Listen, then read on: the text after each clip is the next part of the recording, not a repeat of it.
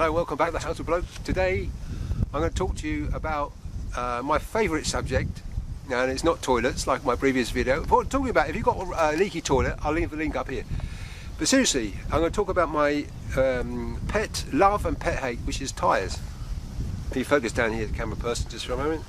Renault tyres, okay? So today I'm going to just tell you, remind you about what you can find out there to fit this vehicle. It's a 16-inch tyre, and we'll come out of the wind now and we'll talk about it more, okay? Okay, so the subject today is tyres for Renault Megane Scenic or Renault Scenic 3. The 16-inch wheels on this thing, so you've got to fit 16-inch tyres. Now, since I had the car, I've had it since 2010 early, with a few miles on the clock. But essentially new, and boy oh boy has it had some tyres. Because I use it on mostly B roads really, and A roads, it gets a lot of, tyres take a lot of hammering, you know. The tyre can, if you're going to do motorways every day, a tyre's going to last twice as long, you know, that's my experience. So the ones on the back of the car will last a year. The ones on the front of the car will last 6 months or 7 months or something. I mean, never a year, impossible. So that's why I'm faced with a lot of tyre usage, even though I don't do that many miles. So I do average mileage. So I want to talk to you about how you can reduce the cost of your tyres if you're facing the same thing. Obviously, the tyre use is governed on how you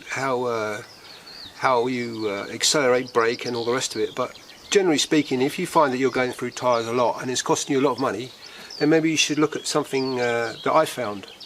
Now, obviously the best, you know what the best makes of tyre are. I don't need to tell you about that. And they're also the most expensive, I found, as well.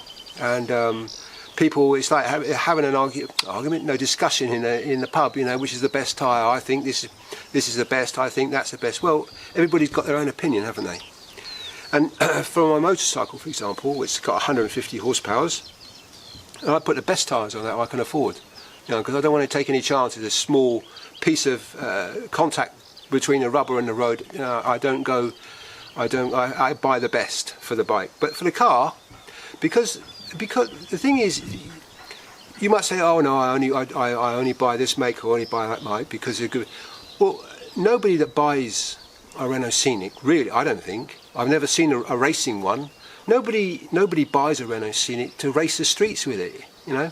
It's a safe, practical car for a family car, isn't it? So it's got to perform. And the tyres on it don't have to be like the same kind of tyres you would put on, say, a sports BMW or sporty Audi or anything. You don't. Well, you can, of course you can, but you know, I don't see the point. So what I'm trying to talk about to you is other tyres that you might want to fit. But before you go into that part of it, on a tyre, there's a couple of things that are interesting to note, and I've got it around the other way. Now, if you can get down here, camera person, there's something to note. Talking about the tread, the wear of the tread. Now, this here, see this here, Treadwear 360. Now, people will think, well, what's that mean then? Well, traction A and temperature A is a rating, so that's good, that's good. Treadwear 360, what does that mean? Is 360 degrees? No, it has nothing to do with that. It's a manufacturer's or testers or whoever, I don't know who puts it on there, how long the tyre will take to wear out. So, if you have a treadwear of 180, this tyre should last twice as long as a tyre with 180 because it's 360. You get me? So if a tyre was, I haven't seen any bigger than, I don't know, 400 I think is the biggest I've seen, maybe on van tyres or something. But so that's something to look about there, that people don't, I don't think that's completely true, but the higher the treadwear, in my opinion, in my experience, a little longer the car tyre lasts. Not a lot, a little bit. So, moving on here. Now this is interesting here for a couple of reasons. This I don't know if you can see that. Can you see that, camera person? Now that's the manufacturing date of it, of this tyre, 2020. 2020. So I think that's the week there, or it could be a date. I don't know. I haven't looked at it closely. But anyway, that's the date that it was manufactured. Now the point I make about this is the Renault Scenic, my Grand Scenic, doesn't have a spare wheel, right? Because of the 2 seats at the back, because it's got 2 extra seats. But I think the ordinary shorter Scenic has a spare wheel underneath it. But my point is about the spare wheel. Now, I know it's in some places, in some countries, it's illegal to have, or to use, not to have, to use a tyre on the road that's older than 5 years. It could be 7 years or something. You have to check your local regulations. But what I'm saying is say you've had the car for I don't know, 6-7 years or something, and you've never used the spare, and suddenly you get a puncture and you put the spare on. Technically, and look at the date of it, you see that the date is more than 7 or whatever it is in your country old, so it makes it technically illegal to use it on the road. Anyway, I just thought I'd just throw that in there. So how old is your spare tyre? Is it legal if you were to use it? What else we got on this thing? This is the people know about this kind of stuff easy. This is just the width and the section of it, and R means radial, that means 16 inch, so that's a no-brainer, that one. Other bits and pieces around there, but pretty boring stuff. I'm going to bore you with it. Now, with this radial tyre, they do make cross-ply and bias belted tyres. Now, a radial tyre means that there's something called a substantially inextensible circumferential belt that runs around this thing in a radial way. A cross-ply tyres is like this, a bias across the tyres. But I don't think they make those for cars anymore, cross-ply. I could be wrong, but you know. Anyway, so there we are, radial tyre. And unfortunately it's worn out. Now you see these things here, this thing across here, that's called a treadwear indicator, right? Now the treadwear indicators are not to be confused with something else you might see, not on a larger vehicle, not on a Renault Scenic, but called tie bars, which are actually to hold the blocks of tread together a bit, or give them more rigidity. These are called treadwear indicators, and you know which one is which because on the sidewall you'll see something where this treadwear indicator is. You see something called TWI. See that? Treadwear indicator, right? Now these treadwear indicators are set at 1.6 millimeters tread depth. And as you can see, I mean, that's not exactly 1.6, that's probably 1.7, 1.8 maybe. But I've got rid of the tyre now because, you know, in a couple of few weeks or something, it's going to go down to 1.6. And I believe that 1.6 is kind of like it's different in every part of the world, but 1.6 is the kind of the legal limit, certainly in the UK at the moment.